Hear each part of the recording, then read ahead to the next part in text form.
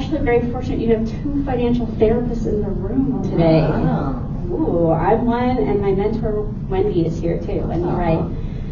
So, question to start us off today as to what the heck is financial therapy. As Josh alluded to, it's the emotions of money. So, the running joke is we'd rather talk about our sex lives than our money lives. That's saying something, right? Like, we're rather talking about our sex lives than money. And yet here you all are, willing to hear me talk about money and hopefully engage with me a little bit today and have a little bit of fun around it. So financial therapy, improve our relationship with money. First question for all of you. Have you ever felt yourself digging your heels when told to do something? What? Digging your heels. Never. You might have a childish part that's like, you can't tell me what to do. Or if you're like me, you have an angry teenage part that's like, RBF, you cannot tell me what to do. Right? Hips cocked, arms are crossed, not happy. This shows up with money. Right? As Josh alluded to, there's no one right way to do money, and so financial therapy is about figuring out what's happening with you emotionally so you can figure out that next step with money. So what does your digging in heels look like with money? Do you put your head in the sand? Are you avoidant with money? I'm a mental health therapist and financial therapist, and 70% of my people, my industry, are avoidant with money. 70% of just my industry do not want to think or talk about money. So I can only imagine how that applies to other industries and everything that you all are doing, right? So what does that digging in part look like? Is that leading to an avoidance? Is it saying, I want to protect myself from pain? Maybe money feels physically painful to you. Even as you're sitting here, you might be having a body reaction to just me talking about money. Is this an invitation? Do a quick little scan of like, does this show up anywhere? Is the digging in heels in your feet? Or is it crossed arms? Or is it, I'm feeling all sorts of shame and it's all over my body? That's something I want you to be aware of. Now, if you had told my 13-year-old self I was going to be a financial therapist, she would have told you you're out of your damn mind. Like, I, as someone who's a mental health person of avoidance, did not realize I was going to become a financial therapist. Maybe the digging in heels starts with, I don't want to buy a new pair of shoes because these ones are nicely worked in. I don't want to buy something new. If you're like me, you might not want to buy a new laptop because it feels like a big effort to figure out what kind you want and how you want to like load everything up, move it over from the cloud. I just had this happen last year. I was like, it took me 6 months to buy a new laptop, and then it took me 3 more months to actually use it. My keys were literally falling off the old one, and everyone's like, Khara, just use the laptop. And I'm like, I don't want to. Digging in my heels, like not great. So for all of you, you probably have your own stories with that. The pivotal moment for me when financial therapy came into my life was in 2019. At that point, I was a small business owner, I still am, and I was part of a mini MBA program. A bunch of entrepreneurs got put into a cohort and were like, we're going to help you have a better relationship with your business. Sounds pretty good, right? Until I saw that we were going to talk about money one day. And I was like, oh, I don't want to do that. Digging in my heels yet again. I do not want to do that. But instead of my typical response of crossed arms, I'm not going to be here, I'm not going to be present, I looked at my little cohort of 7 and said, this is going to be really hard. I'm not going to like it, but I'm going to be here. I'm going to show up anyway. I might be irritable, I might have resting bitch face, but I'm going to show up. And all of a sudden, that's what our message, yeah. Sorry, yeah, resting bitch face, there you go. You don't know because you don't have it. You would know, yeah, that's right. Our greatest questions have already been answered. Yeah. Yeah, my industry has lots of acronyms, so sorry. So I'm sitting there and I'm like, I'm going to show up with these 7 people. And they were like, no problem, Khara. If you're not going to be happy about it, you're still here. And what I was doing was facing the shame. I was going to say, I don't feel comfortable, but I'm still going to do the work. Brene Brown says, we need to talk about shame to make it less powerful, less charged. So by telling this group of people I barely knew that I wasn't going to show up well, I was going to be angry about it, but I was going to do the work, the shame actually got smaller. Right? So as we're talking together today, that may be what you experience. Like, oh, if I can just talk about my shame, it'll be less charged, less present in the room. Now at that point, that catapulted me into financial therapy. I found Wendy as a mentor a couple years after that, and here we are. I talk about money every single day now. My 13-year-old self was like, that was never going to happen, and now it does. So what does your shame monster look like? Maybe you're starting to think about how they show up in your mind's eye. Do they look like a monster? Are they a person? Are they a thing? Are they like this fuzzy blob that just like sits on your shoulder all day long? Get curious about that. If you're willing, in this next moment, I want you to close your eyes or put them at rest, and I want you to imagine what that shade monster could look like. What shows up in your mind's eye? What do they look like? What color are they? Do they have texture? What's happening there? Notice where this shade monster lives in your body. Is it in your chest, your stomach, on your shoulder, behind your eyes? Maybe it's in your jaw, feeling this tension in the jaw. Once you've identified this shade monster, there's an invitation here to find a container to put it in. So what showed up in your mind? What's the container? What color is that? What size is that? What shape is that for that container? And if you haven't already naturally done it, go ahead and put that shade monster right in that container and slap down that lid. Notice how that feels. Anyone willing to share what container came up? That's my favorite part of this visual. What kind of container? Yeah. It wasn't a container, it was more of a pool. A pool. And then it was more like just funny thinking about the monster swimming in the pool. Yeah, like made it more playful, less scary as a monster. It's like we're just taking a swim. What else? My container was boring black, looks like a big trash thing, but the monster was like this purple, red, blue, big worm. Wow. And man, he got in there. Yeah, you're like in the box, in a black boring box. Yeah, totally. What else came up? Mine was a big, like you would imagine a wooden box. And like probably even an address far away stamped on it. I didn't think I could come up with a shame monster because I've never visualized my shame before. And so, but actually what came to me was a tornado. Big, gray, black, swirling, and as it went into the box, it was telling me all kinds of things, how terrible I was, and how dare I can't do that to him, and then I just shut it and pounded it. Yeah, like put in those nails. And you should see it was like, yeah. kind of like I'm melting. How powerful. You got a whole reaction from the room with this tornado image. Like we're all like, oh, I feel that, right? That shame spiral. There's a reason mental health therapists say the word spiral all the time, because that's what it looks like. Right? It goes down. Out of control. What else? Any other images that we'll share?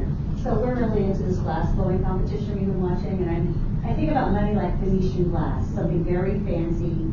You put it in there because it's special, but you're not sure you'll ever see it again. And every time, you have to keep going back and proving yourself. Then you need to open the magic jar that's gorgeous, put it in, and start all over again. Yeah. It's very special and you have to be there. Yep. Almost has that like, oh, there's like almost a little scarcity there. Like Yes. you never see it. Yes. Also part of money. Other images, shame monsters or boxes. No one have Tupperware? That's like my favorite. Here's Tupperware. Heard the snap? It's a doesn't have to be extravagant, but everything. Baskets, Tupperware, shipping containers. I mean, your mind is creative. Ghostbusters, the canister. I like that. Ghostbusters canister. Ghostbuster canister. Yeah. Suck it in. And animal was my animal that knew Muppets was mine. Yeah. He got sucked in a canister. Bye, animal. Yep. So this visual is very common in mental health work. If you've ever done any of your own work on mental health, like this is one of our tools in our toolkit. Like the shame is still there, but it's contained. And for a lot of us, it feels better, right? We put the lid on, and it's like, right, the tornado's not ripping through me at all times. So now that shame monster is put to the side, we can talk about something that's probably driving a lot of your behavior outside of shame, which is your money beliefs. The average person has 50 to 200 money beliefs. That's a lot of beliefs about money. This is one of your homeworks if you decide you want to think about this after today. Like, what are some of my money beliefs? But let's talk about a couple examples. Imagine two ends of the spectrum. There's positive money beliefs and there's negative money beliefs. What are some beliefs that are coming to mind? Anyone willing to share? But I'll never have enough. I'll never have enough. On this like far heavier end, ugh, I'll never have enough. What else? Money's hard to get. Money's hard to get. I hear that one a lot with clients. Yeah, like money comes and goes kind of feeling there. Oh yeah, that one too. And I really resent people that have a lot because somehow they keep it from me and by me working with them for them. make even more.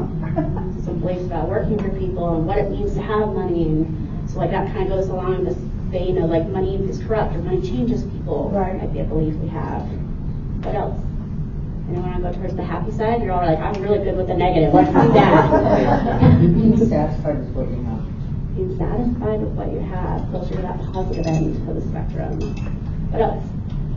If you had a lot of money, you'd be the happiest person in the world. Right, money brings happiness. Yep, you can't yep, I have hear that a lot. Money is happy. It's probably fixated on $75,000 a year per person, and now it's like $95,000 a year makes you happy. How we measure that is interesting.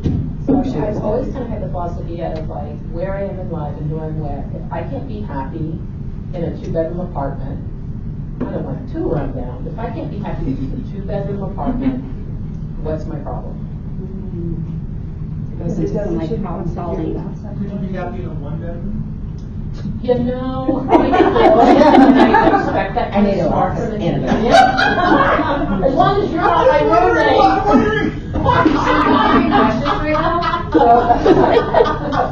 Yeah, so on that positive Oh, end, maybe it's I knew that was coming. maybe it's money makes us happy, money is opportunity, money is power. Shows up on that end. New Also, what's experiences. enough? Money is Yeah, enough. when- What Like, is I've been an that? entrepreneur my whole life, and it's always like hustle, hustle, hustle. Yeah. More is always better. But I hit a certain age, and I'm like, what is enough? Do I have to keep killing myself every day with that number that I'll never know what it really could be? But I just have to work a little harder to get it. Yep. And Or what if that goalpost keeps A moving? little harder. Yeah. So I work with a lot of entrepreneurs, a lot of driven professionals, and if I wanted to have a panic attack, I ask that question. What's enough? Define it. They're like, I'm always going to be working. I'm never going to retire. Like that's kind of the mentality of the people I serve. So for a lot of people, again, 50 to 200 beliefs, you have some that are negative, you have some that are positive. Most of us just want to land in the middle somewhere. What would that sound like? What's that kind of money belief? Kind of What like do she you feel said, good to say you or have to to do be? what you've got. Somehow it'll work out. Somehow it'll work out. Could work. We save for a rainy day, and that's what we save it for, so that in emergency, you have options. It's a facilitator. Of options. That's a good It's going to Options. work out. I like that. For a lot of you, you might aspire to believing that money is a tool. Money is a tool. Notice how that sits with your body right now. Money is a tool. Maybe it doesn't feel like that at all times, but for a lot of us, that's where we want to land. Like, it's not money's controlling me, which is often a thought we have. It's money is a tool. Money is neutral. Money is transactional. That feels so different than money is corrupt, money is evil versus money is happiness, money is power. Somewhere in the middle there, right? So your first homework, and how you feel about the word homework, is to think about those money beliefs. Start writing them down. What beliefs do you have about holidays and spending? What beliefs do you have about budgets? Maybe it wouldn't surprise you to know that financial therapists think budgets are bad. Cool. Yeah, so you're like, sign me up. Yes! Jewel hates budget. Now you're like, this is why financial therapists.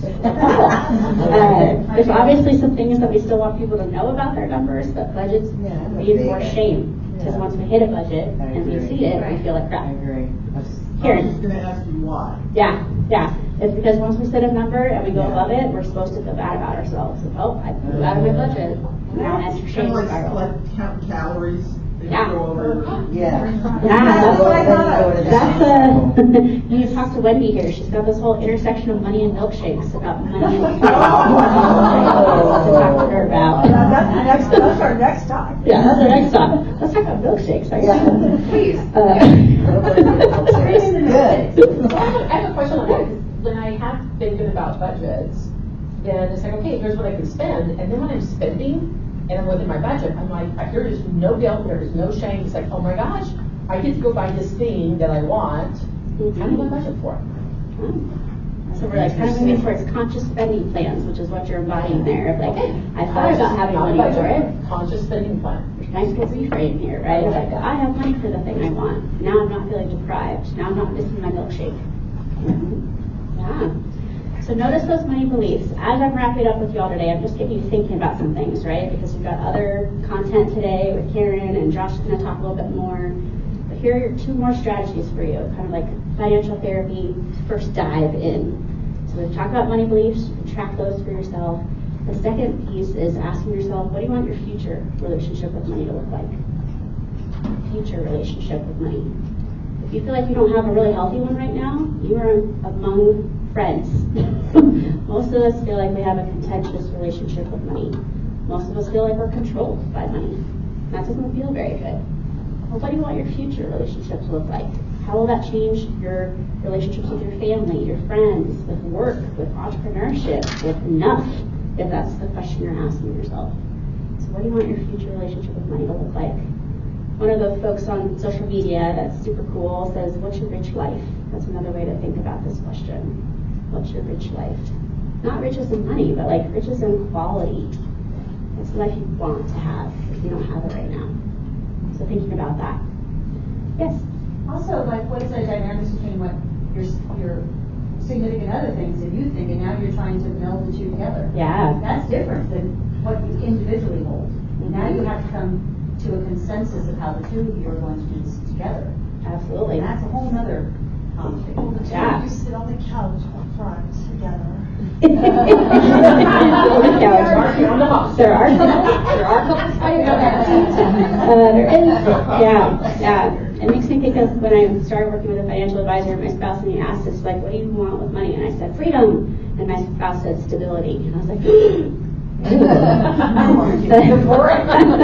as a serial entrepreneur, I was like, I don't want stability. I want like freedom and next project. Wow, like, you and I could talk all day about entrepreneurship. But he was like, I want stability. And that usually happens in couples, right? Where one wants like stability and like consistency and predictability, and the other wants freedom, whatever that looks like. I want to spend my money. I want to spend it how I want. Yeah, so talk about conflicts and working through that. So that's something to think about. Future relationship with money for yourself, for your family, for a spouse or intimate partner, if you have an intimate partner. That's something also to consider. Mm-hmm. And you just equated freedom to spending.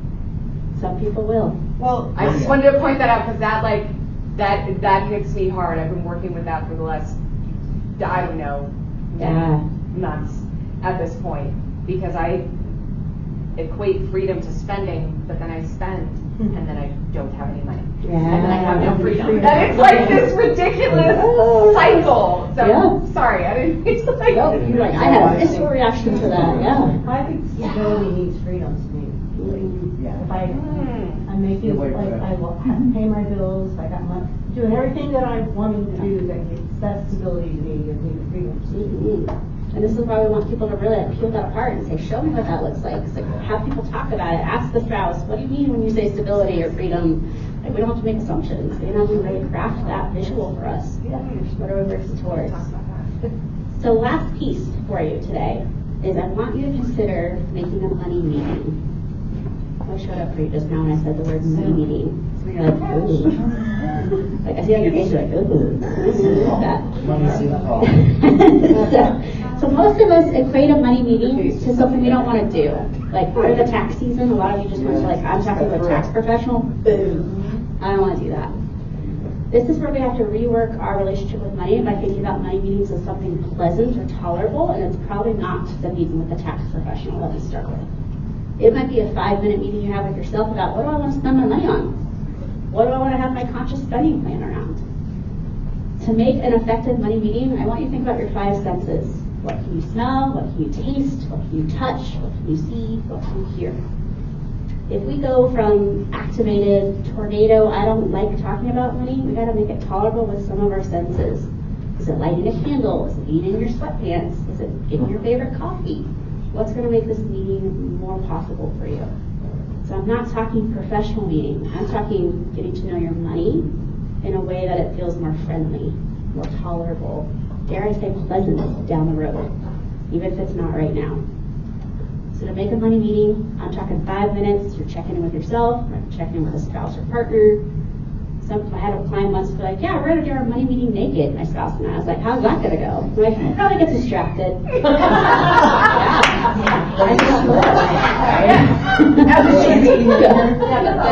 But hey, they're having fun. Yeah. So however that looks for you, right? Is it having chocolate? Is it listening to music? Is it being somewhere in nature when you're doing this work? We've got to rewire our brains from the shame I'm avoiding money, which is what we think of when I said the word money meeting, to something that feels more exciting and you'll actually follow through. When you have these meetings, you actually shut down that shame and make progress towards that future relationship you're thinking about now. That's what I want you to be thinking about.